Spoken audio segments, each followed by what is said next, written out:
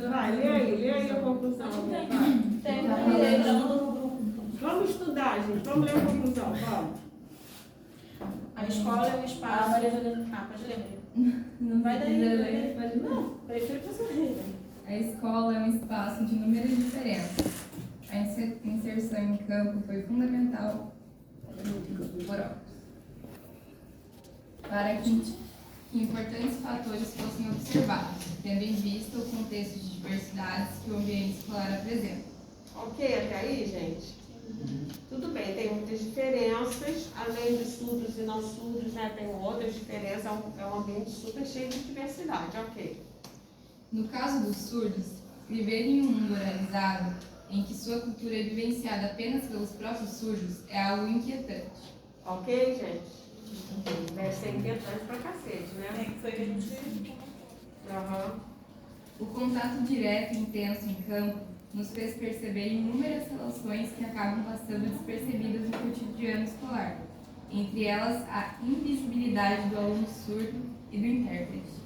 Que seria um exemplo que você falou da bala, do intérprete, você quer? Não, ela Mas quer. no texto ela mostra as situações também, né? Sim, deixa eu... Então não é sempre essa maravilha como foi no caso desse jogo. Exato. Não, no dia a dia não tem isso. Então o projeto ele tem justamente esse objetivo, né? O objetivo de incluir e de misturar isso daí. E pode continuar, né? Você já acabou? Não, sim. A Vou falar, mas... A dimensão cultural, além de fazer parte da identidade dos alunos surdos, está relacionada ao sentido, ou seja, ao significado atribuído pelos próprios surdos, sendo capaz de comunicar suas experiências dessa cultura àqueles que compartilham significados e convenções do próprio modo de vida. Wagner, 2010, página 76. Pensando na investigação por meio da vivência diária na escola, compreendemos melhor o processo cultural ao qual a linguagem de sinais está inserida na vida dos alunos. É a língua. Pode continuar. A cultura dos surdos, portanto, por um longo período histórico, não foi reconhecida nem sequer valorizada. A comunicação era difícil e estabelecemos uma analogia com o antropólogo Wagner, que diz que a comunicação e a expressão só são possíveis na medida em que as partes envolvidas compartilham e compreendem esses contextos e suas articulações. Se as associações contextuais de um elemento simbólico são compartilhadas, a significância de sua extensão ou empréstimo para o uso em outros contextos também será compartilhada. No caso da comunicação por meio da língua de sinais, não é diferente. A comunicação depende da compreensão do contexto e das articulações por meio de sinais. E ainda, nutrindo-nos desse autor, podemos dizer que a cultura surda é uma cultura diferenciante. Diferenciante. O que é diferenciante? Que produz diferença. Né? Diferenciante. Por exemplo, amaciante, que produz maciez, né? Legal. Esse sufixo ante produz alguma coisa. Então, é uma cultura diferenciante, ela produz diferença. Mas que, aos poucos, muito aos poucos, infelizmente, tem sido mais convencionalizada, no sentido de ser mais coletivizada através das políticas públicas. Então, eu acho isso infelizmente. Né? Infelizmente. Tem sido mais convencionalizada. Então, é como se a cultura surda, na medida em que... Vê se não é isso que eu estou entendendo. Que a cultura surda... Isso é muito interessante, né? Porque na medida em que você integra a cultura surda ao mundo não surdo, você perde da cultura surda. A própria cultura. Tá entendendo? Tem um preço quando a gente faz essa passagem de um conjunto para o outro. É a Né? mesma coisa, por exemplo, você integra um indígena no mundo, você vai perder a cultura do indígena, que é a própria. Exatamente. É isso que eu entendi, Mas pelo ela menos até também quer agora. dizer no sentido de que, mesmo sendo uma necessidade, que, por exemplo, estão criando uma política pública para poder integrar a língua de sinais no cotidiano das pessoas ouvintes. Mas além de ter todo esse esforço, é muito aos poucos que ela é Assim, ensinada, infelizmente, você acha que infelizmente é pro aos poucos? É, pro ritmo. exatamente, porque ela quer dizer que não é uma coisa que é eficiente. Entendi. Então, Entendeu? viram a interpretação do Gustavo? Ele está achando que o advérbio infelizmente está relativo à frequência com que esse processo se dá. Né? Não é que infelizmente esse processo se dá, infelizmente esse processo se dá de uma forma tão lenta, tão aos poucos. Faz sentido, né? Prefiro a interpretação do Gustavo do que a minha. Concorda? Sim. Essa invisibilidade dos surdos por muitos anos estava carregada de um estigma, em que os gestos e sinais não eram legitimados. A deficiência recebia uma carga negativa. Portanto, ao vermos um indivíduo diferente do padrão social fixado, idealizado em nossas mentes, estamos contribuindo para o estigma que esse indivíduo carrega. No caso dos surdos, o estigma em torno da língua de sinais aos poucos está sendo quebrado. Ações estão sendo realizadas, porém de forma isolada. O projeto Incluir Libras foi um exemplo. Os alunos surdos da escola estadual, no ano de 2016, ganharam visibilidade, assim como suas famílias que participaram do projeto. Muitos familiares, assim como os professores e alunos ouvintes, buscaram no projeto o aprendizado da Libra para poder se comunicar com os alunos surdos. A escola, além de ser um espaço de aprendizado, também é um espaço de reconhecimento e valorização das diferenças. A todo momento, novas culturas são reinventadas e novas diferenças surgem.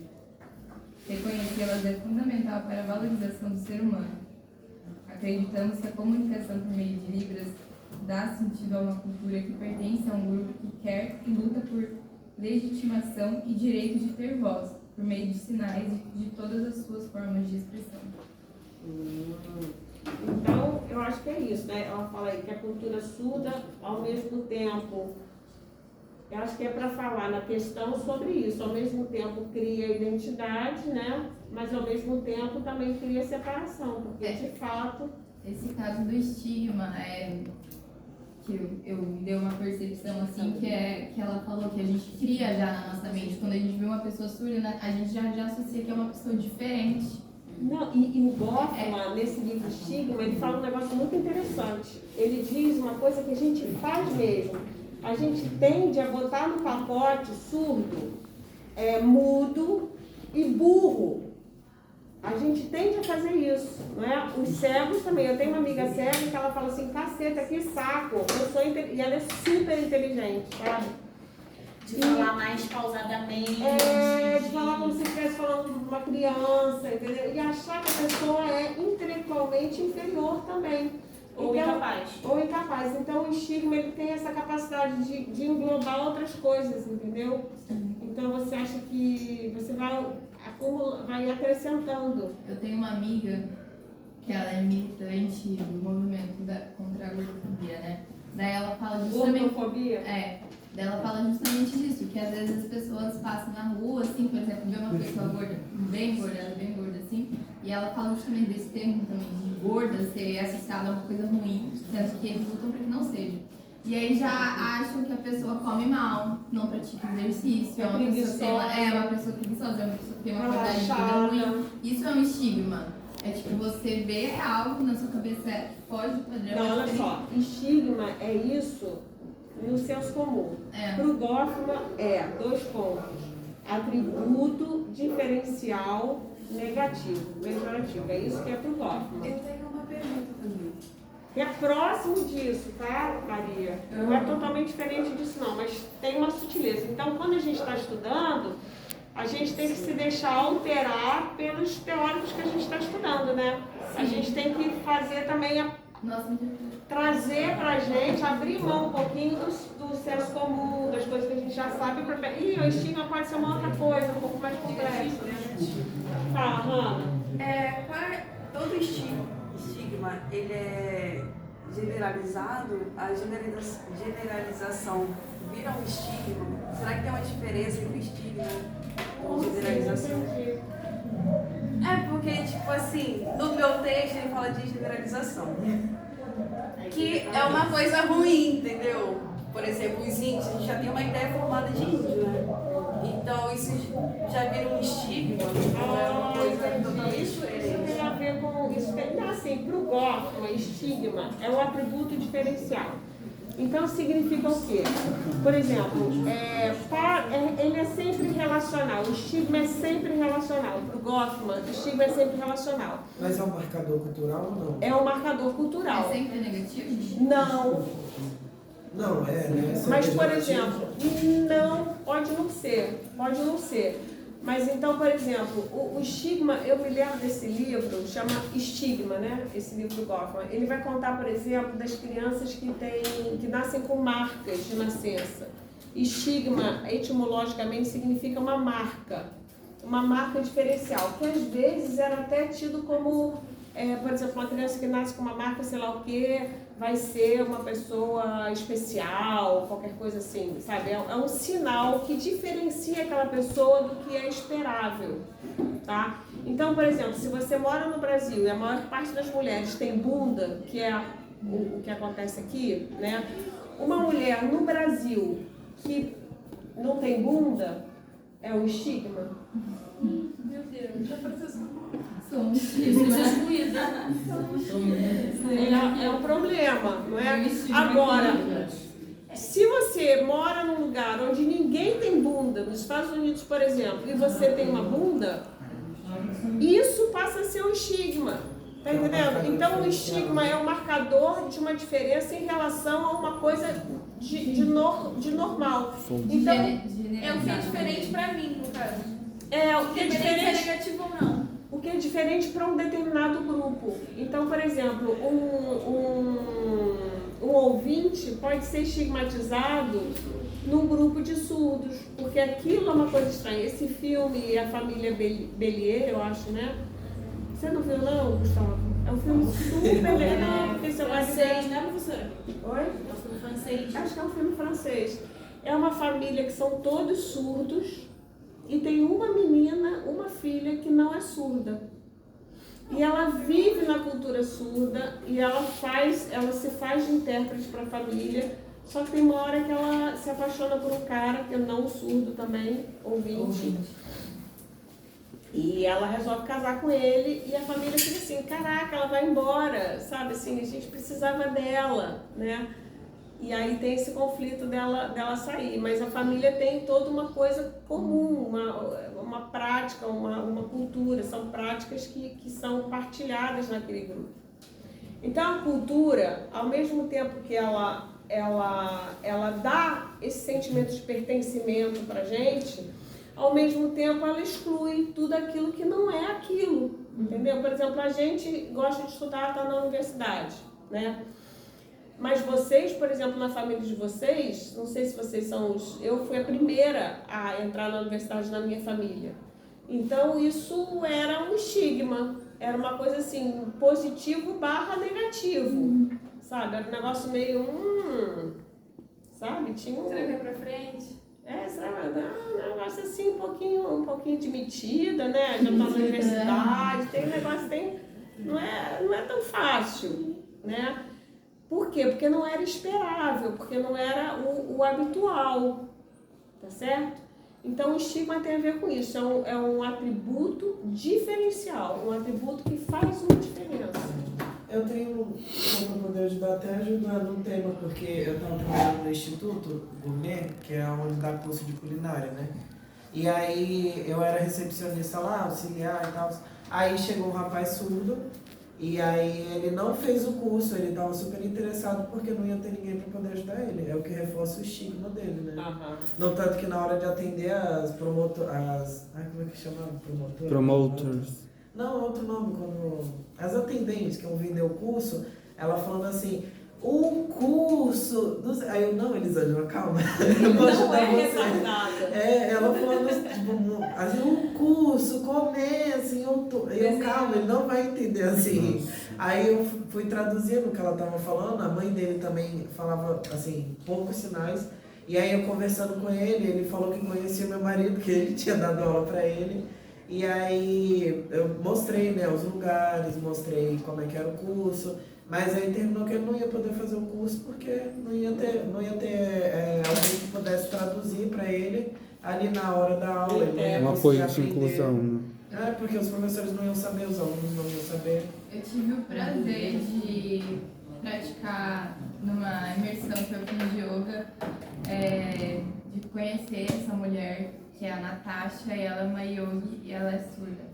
E aí eu lembro que, tipo, eu tava com a galera que eu tinha conhecido e eles estavam falando que ela ia. E assim, eu acho que isso que a gente fala desse estigma, acho que a gente pensou, nossa, será que ela é boa? Será que ela tá na imersão? Será que ela é boa? Nem você falou que a mulher ficou falando lento. Aí eu acho que até a Regina, que tava ministrando a imersão, ela ficou assim, meio assim com a Natasha no começo. E ela, tipo assim, era uma das melhores yoga que eu conheço na minha vida. Tive o prazer de poder praticar com ela.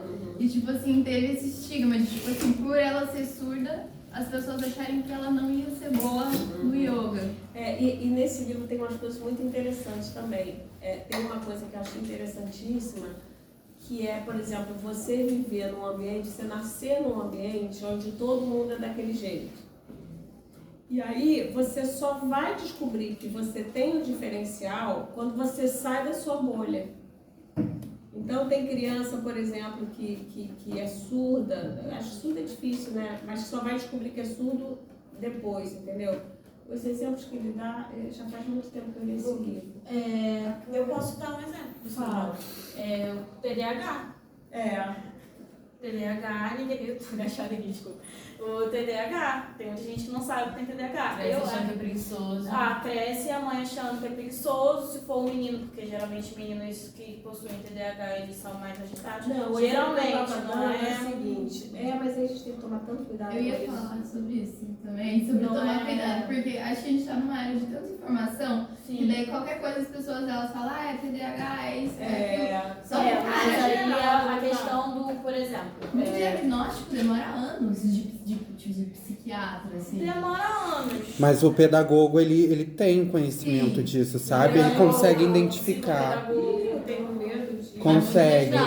Consegue perceber. A que tem hoje em dia, eu desconfio. Identifica. Professora, mas também existe Eu acho um que grau de uma facilidade. autismo, né? Pois é, mas isso também não cria um estigma?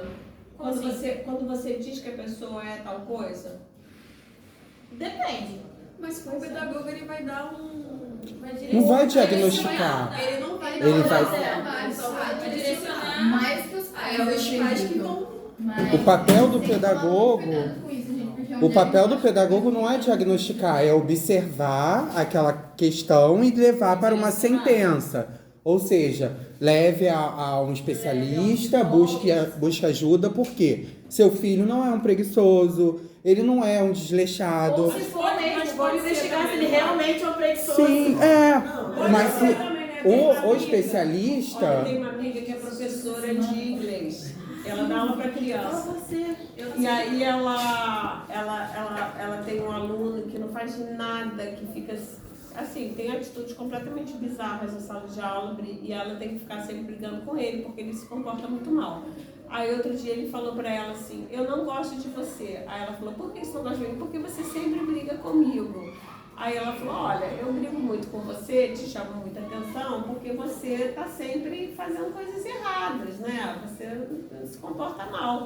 Aí o garoto falou assim, mas você não sabe, eu me comporto assim porque eu tenho TDAH. Sabe? Vira uma justificativa. Vira uma justificativa. Mas aí, em questão do estigma que a senhora falou, só para não perder assim, rapidinho.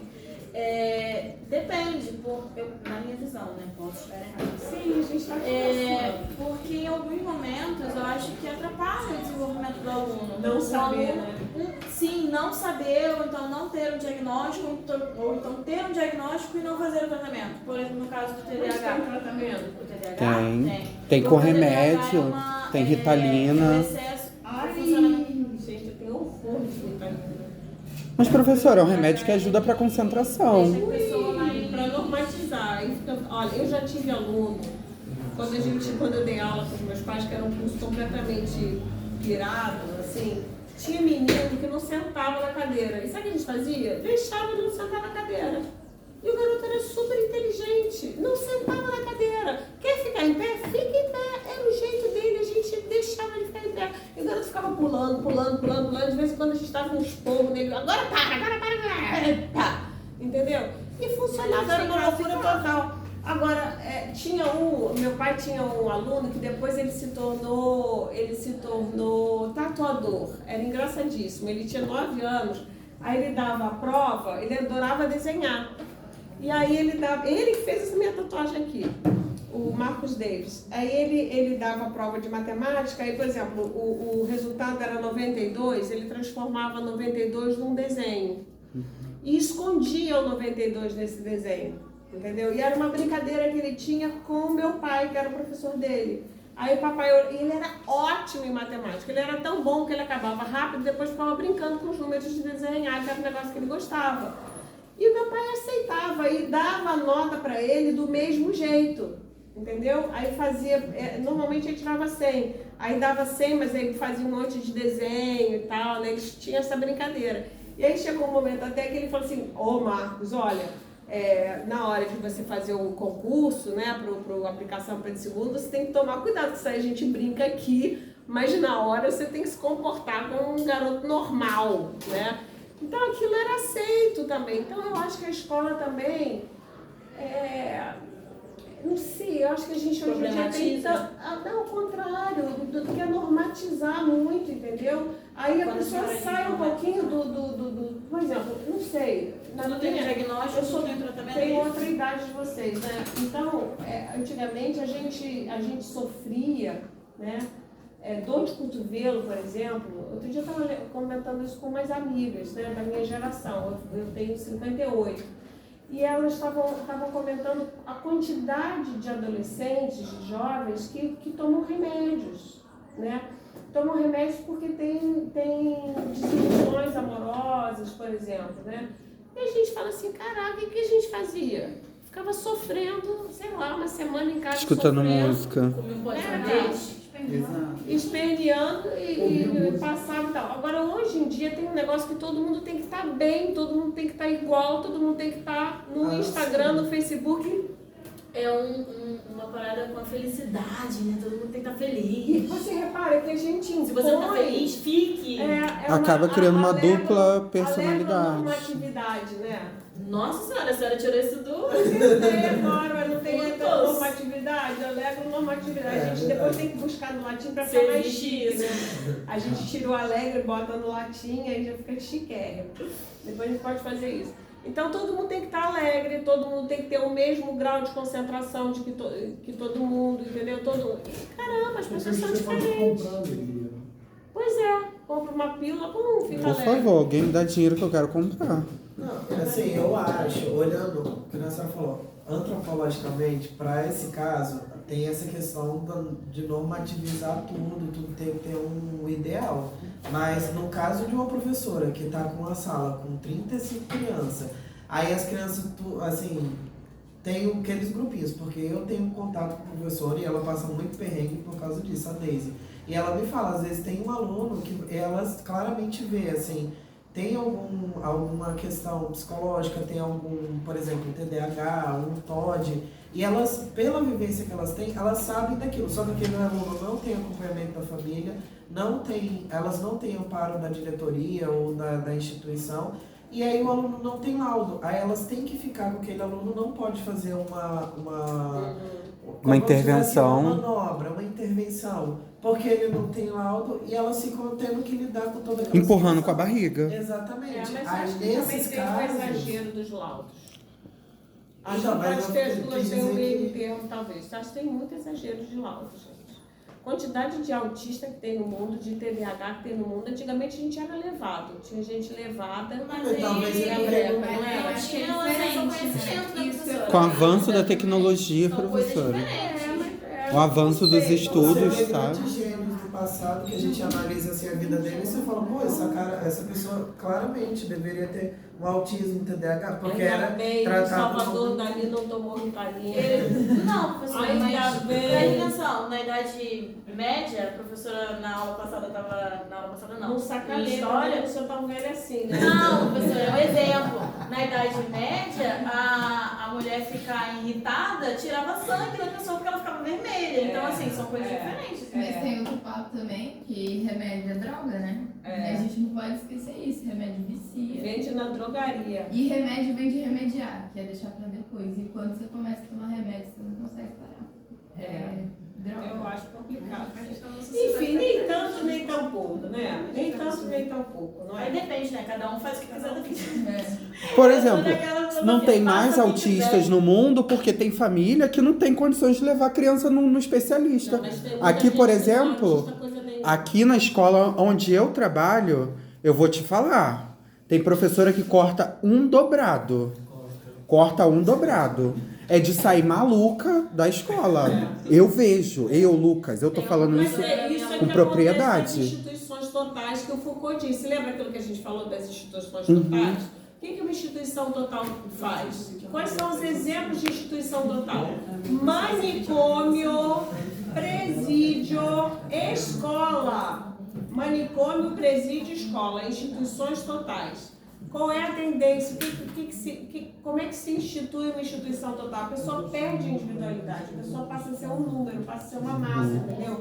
Todo mundo tem que ser obediente, os alunos têm que ser obedientes. Então eu acho que a gente tem que ter turmas menores, eu acho que a gente tem que ter auxiliar para os professores, o professor não pode ter 50 O aluno que em tem sala. laudo ter um monitor, né? Que é extremamente necessário.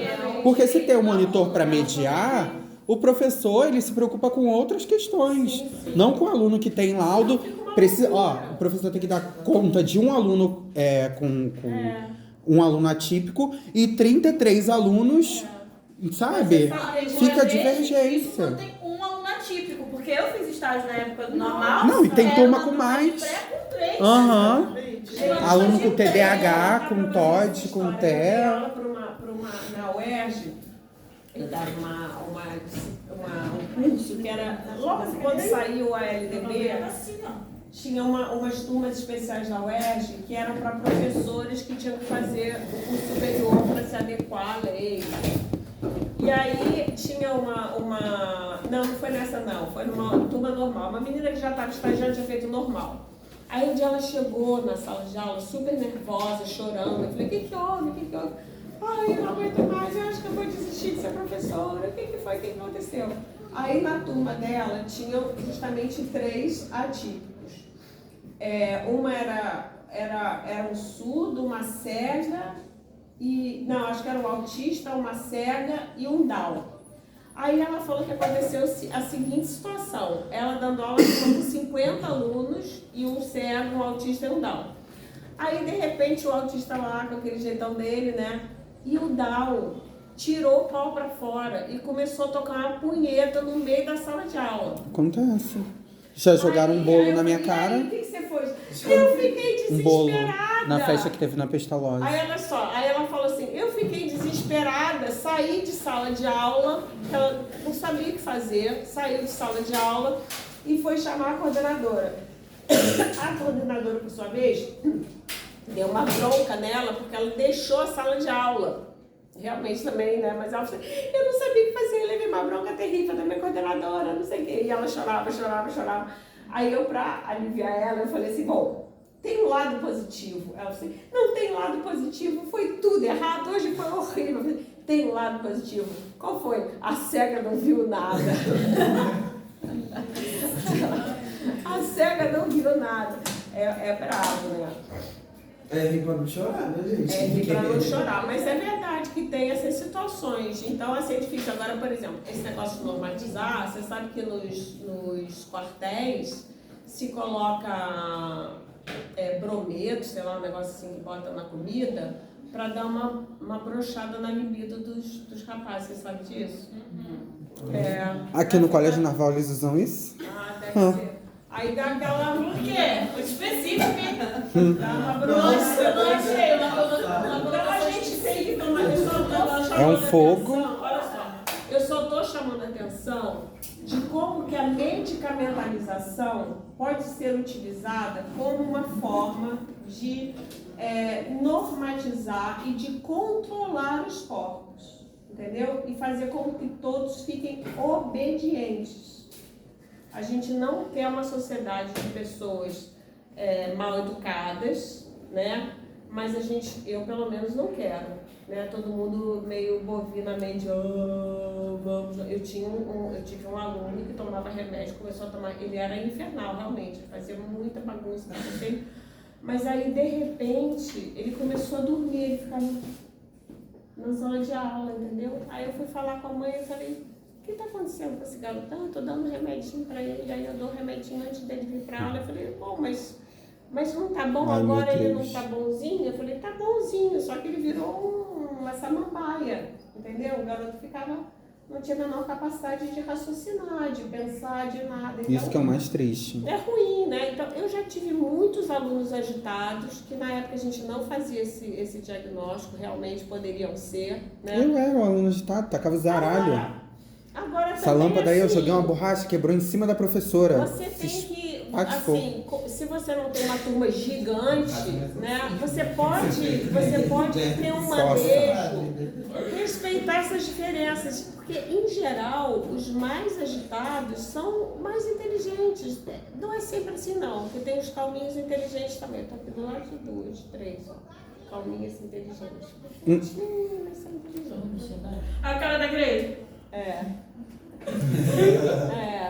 Então a gente olha assim, não dá nada por elas. Aí tem outro que fala pra caramba, né? Aí também tem de tudo. Como diz meu amigo, não há o que não haja, entendeu? Então eu acho que essa ideia de não há o que não haja é interessante da gente ficar aberto, né? Porque pode ter surdo que vai.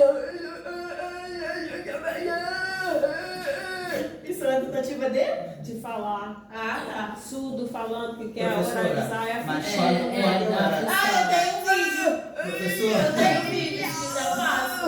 professora, Não, obrigada. Ali não quero já. não. professora, quando eu era pequena, a gente brincava todo mundo na rua antiga, lá onde eu morava. Aí tinha um menino que ele era surdo e ele também não, ele só falava palavrões. Aí as pessoas duvidavam, achavam que falava engraçado, né? Só sabe xingar. Quando é pra falar besteira, você fala. Quando é pra falar coisa séria, você não fala. Eu tomar no cu. Só poder falar isso. Eu tomar no cu. Ah, Nossa, Cancela, para de gravar. Isso é um processo. Gente que fica sem língua. Pois é, mas, enfim, eu acho que tudo tem a questão do manejo, entendeu? Do equilíbrio, de você. Porque assim, você pensar que a solução para todos os problemas da coisa vai ser a Ritalina, a gente vai ter uma sociedade ritalinada, uma sociedade de idiotas, né, gente? Acontece, professora, professora, que, por exemplo, o meu pai, ele tem problemas para dormir. Então, talvez por conta da ansiedade, sei lá, eu só sei que ele tem Manda ele problemas fazer para uma dormir. psicanálise. Ele deveria fazer um tratamento, porém ele tem como pegar, como ele tem receita, ele tem como pegar diazepam nas farmácias ou no SUS, pelo SUS. Só que como ele não faz acompanhamento, ele toma a quantidade que ele quer. Então ele toma 2 comprimidos, ele toma droga, gente. então ele dorme o dia inteiro, então ele fica, Mas Um zumbi. ele fica igual um zumbi. Ele toma, vai almoçar, Conheço também. ele toma Ai, chega, né? os comprimidos, vai almoçar, derruba o prato, não consegue segurar porque tá dormindo no prato. Ou sentado. Então, Tem assim, gente assim mesmo. é casos e casos. Gente, vigiar e punir. Ser Isso, né? criança- Isso torna todo mundo obediente. Todo mundo Mas ouvir, todo ser mundo criança é normal nessa fase você é agitado. Não necessariamente significa que você é TDAH. Sim. Isso depende do psicólogo, do psiquiatra dizer. Acho que Mas tem um TDAH não é sobre você ser inquieto, você jogar a borracha igual Mas às vezes é. Mas Às isso vezes você é uma atrapalha, peste. atrapalha a pessoa, aí ela não aprende. Sim, mas você não acha que às vezes tem um certo excesso de diagnóstico? Isso é que eu acho, entendeu? Às vezes pode ter um excesso de diagnóstico para medicamentalizar, para ficar mais fácil para o professor, para a mãe, tudo. Aí é a dosagem, não precisa também. É. A mãe dá o remédio pro menino que dormia na sala. Mas a mãe já estava por aqui com o garoto, devia dar um monte de remédio. Bom, não sei, eu tinha Aí tinha tá asma. prejudicando eles Aí de eu toda forma. tomava um remédio que se chamava, como é que se chamava o remédio?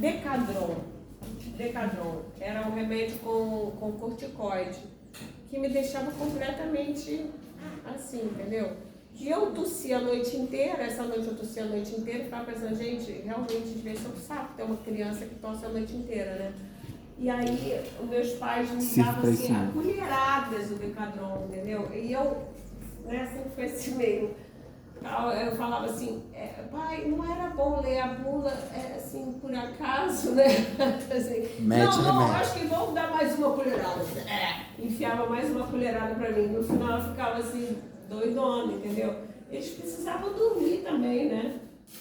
Mas enfim, os remédios eles têm. Mas a gente está falando de remédio por quê? Nós estamos falando de remédio porque nós entramos no assunto de outras Diferença, outros adversidades.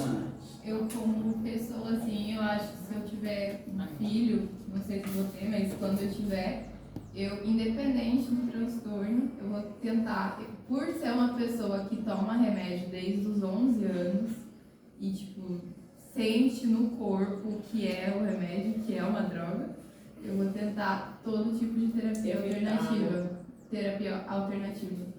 Porque a gente Tem muita coisa natural também que é boa, né? Sim, tá E certo. romantiza também, né? A gente romantiza, o autismo, o TDAH, não sei o quê.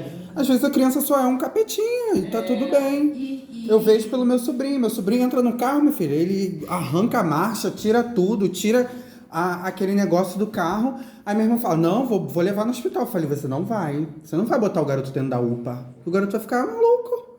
Deixa ele vai aprender com o processo. É um processo que é doloroso. É É um doloroso. processo de civilização. E a gente né, vai observando. Se a criança realmente precisar de um especialista para cuidar, não sei o quê, eu, como pedagogo, estou me formando para isso. Eu vou aprender, eu vou observar. Por exemplo, a gente está estudando com a Bergo a questão da medicalização na infância, entendeu? Isso já vai ser um grande passo para a gente não...